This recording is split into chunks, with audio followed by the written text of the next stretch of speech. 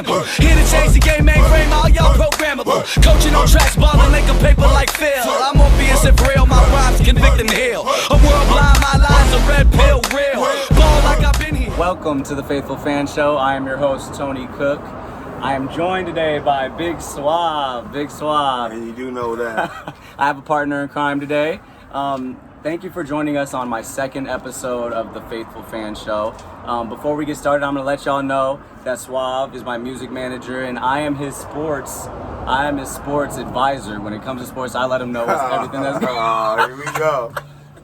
But anyways, I'm going to let Suave let y'all know who he is and what he's about really quick before we get started. Welcome to me. And what's going on, everybody? Like, I just come to join the show and give y'all a little wisdom about what's going on. All right. In this world and put a little expertise to what he's talking about. You know what I'm saying? Of course. It's the Faithful Fan Show, and I know he's a die-hard Cowboys fan just like me. Die-hard Cowboys fan just like me. That's why we both got the jerseys on. You've seen us. But I'm going to get started. We're going to get started with this, and what we're going to talk about first is, I know Suave's an OG, so he can appreciate a good Michael Jordan documentary. What are your thoughts on The Last Dance so far?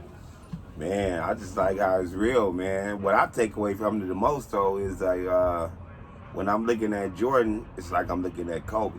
Yeah, that's what I'm getting more than anything. Like, damn, Kobe's demeanor, all that shit. All like, came from Jordan. I knew the walk and all the other stuff, like certain things, but as I'm watching the documentary, I'm like, damn, Kobe was the same way on his players. And that's probably the advice he was getting from Jordan. You know what I'm saying? During them playoffs. In the later years, Jordan's later years too. Jordan's like, hey, you got to be tough on these dudes. You got to toughen these dudes up in practice. You got to get these dudes, make them want to fight. Yeah, because even in practice, they show how Jordan gets at all the players. He got into a fight with Kerr. If you haven't been keeping up, are you watch all of them? So like he was really rough on all of his teammates, just like Kobe Bryant was, and it's just crazy to see that. Like when Kobe gave Sasha the elbow. Oh my!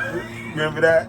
He talked crap right after. He talked crap gave right him after. Another one. Like he didn't feel bad for none of the players. Like he cussed out Jeremy Lin at practice one time. I see footage of that. But definitely the Michael Jordan documentary, you can really see how Jordan and Kobe, they have similarities, and Kobe kind of modeled his game right after him. Oh yeah. What I also liked about what I also like about the Jordan documentary is how they depict Rodman. Rodman is ridiculous. How did he get away with the stuff he was doing?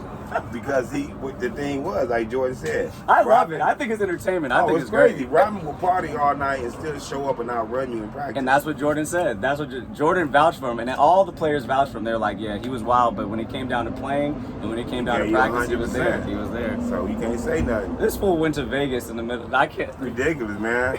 It was really the women he was going out with, type of women too.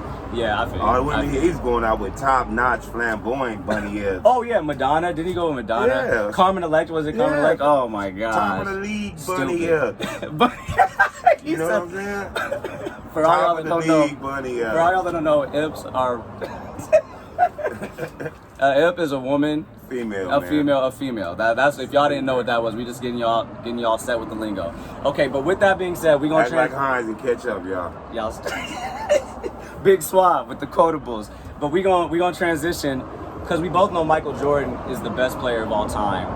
And on ESPN, everyone's listing their top 10 of all time. So I wanted to hear yours. But before you say yours, I want to list off mine because I know you might disagree with a couple of them. But it's at number 1, I got Michael Jordan. As usual. At 2, Kobe Bryant. At 3, LeBron James. At 4, Shaquille O'Neal. At 5, Kareem Abdul-Jabbar. At 6, Magic Johnson. At 7, Larry Bird. 8, Bill Russell. 9, Wilt Chamberlain. And 10, Tim Duncan. Do we have any comments on my list just right away? Before you get into yours, do you have any comments? I seen your face when I said Shaquille O'Neal at 4. Yeah, but he's one of the most dominant of all time. I honestly think he would put a beat down on Kareem if they play one-on-one. It's your opinion, it's your choice. So that's why, but that's honestly because because you got to look at what he did. What did he won 4? I mean, Kareem won more than him. Damn, you said Tim Duncan. Tim Duncan's in there though. I know. Right? Am I right? Know, but see, am I right? In mine, this is. Go ahead. Go with yours. Go with yours, and then we'll see, go. I did mine real quick, like Nick, not even thinking about everything. I knew I was gonna leave somebody out.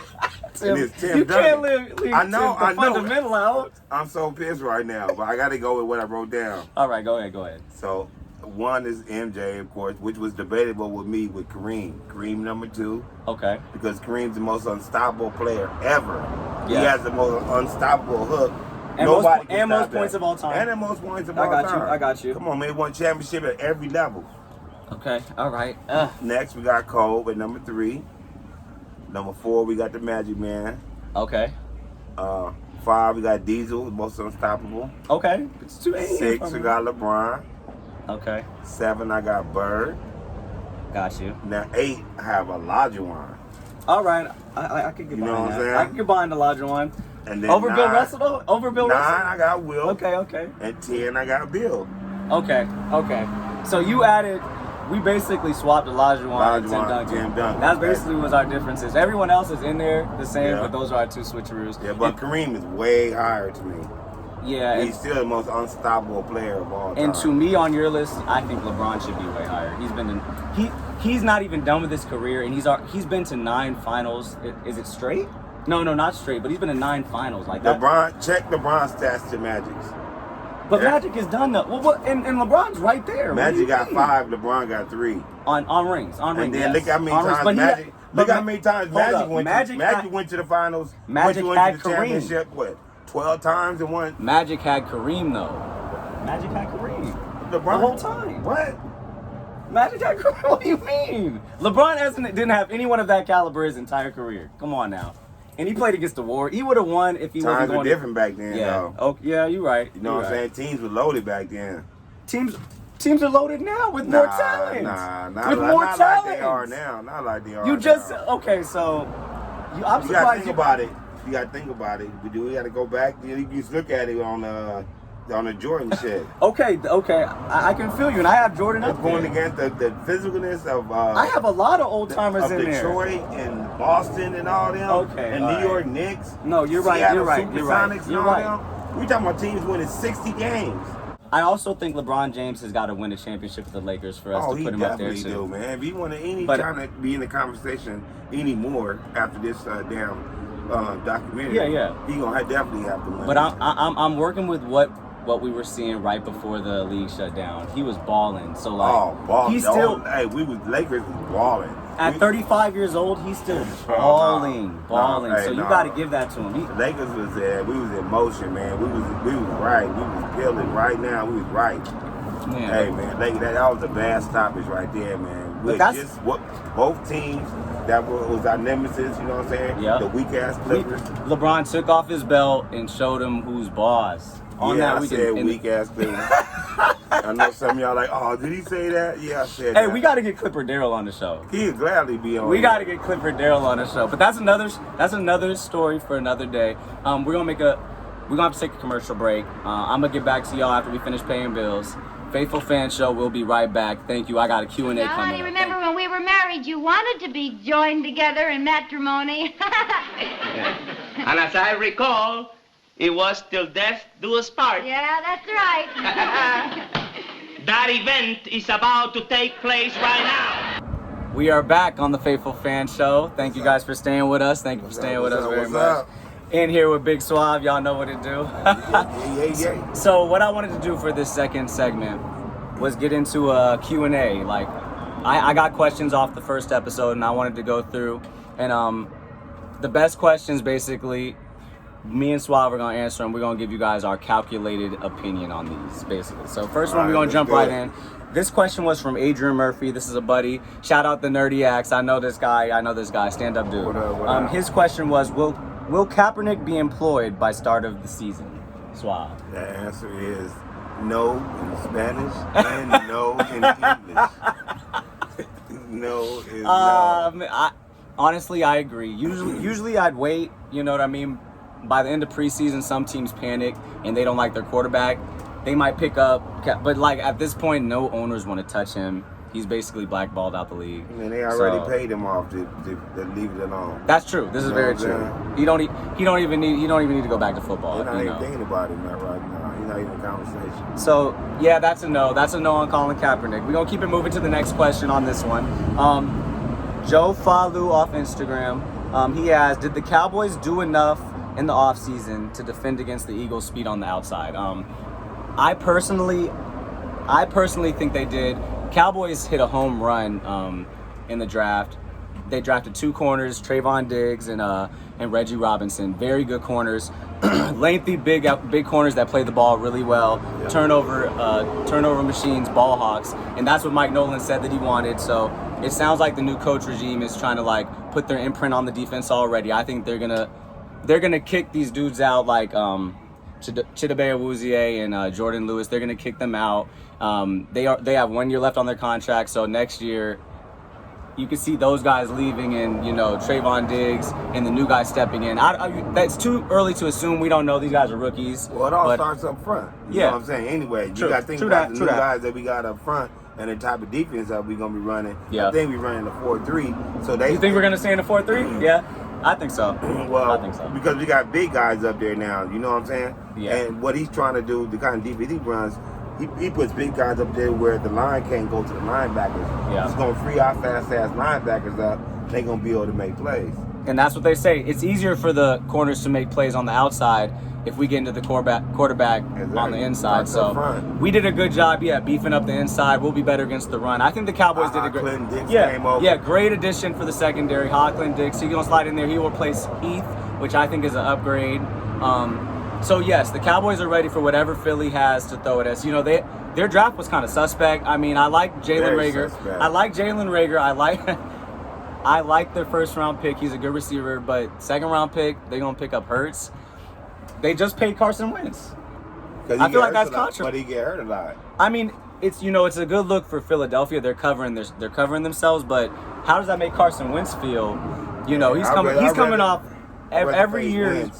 Than Hurts. You'd rather face Wentz than Hurts? Yeah, Hurts get out and scramble. I wouldn't say that, but I think this is gonna lead to a lot of controversy in Philly.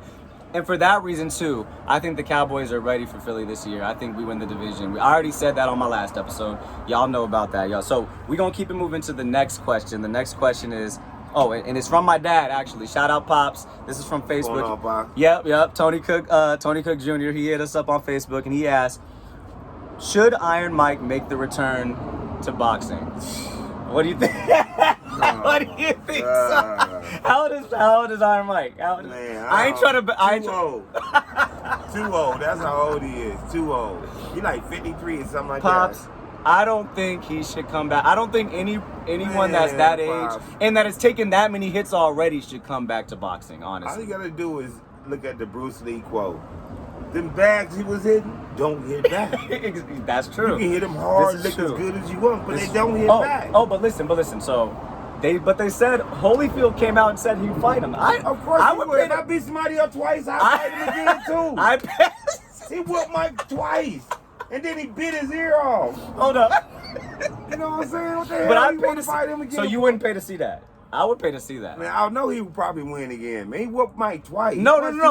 No, because everyone said Holyfield looks soggy in his tape, his highlights right now that he's sparring with people. He's looking slow right now. Setup. Tyson's looking real on the bags right now. Real back looking quick and explosive. Somebody, they said Holyfield looking soggy. You know what you gotta do to end this conversation? Go back to Mike's last fight. That dude that looked like he was a damn what you call them people that be in the freezer cutting meat? Yeah, a butcher. A butcher. Like a butcher beat Mike up and shit. Look at that last fight. It's ridiculous. Okay, man. But every fighter fights a couple fights too long. That happens. If you look later in every, you know what I mean. Bad, everybody get beat up when they're. But this is the reason exactly. Mike want to get paid again. Pops, this is the reason exactly why Mike Tyson should not come back right now. It's too late. Tony want to fight him. It's too Tony late. made a video talking about he want to fight him. He could barely speak. It's too late. It's too late for Mike Tyson. Yeah, and with that, we are going to wrap up the show. Thank you, Big Swab. Thank you so much for coming out. Man. We gonna keep having Swab back. I like his setup. He had me over at his home. Very hospitable. We over here on the patio enjoying the scenery. Thank y'all very much. Please tune in again to the Faithful Fan Show. Yeah. Woo, woo, woo, woo.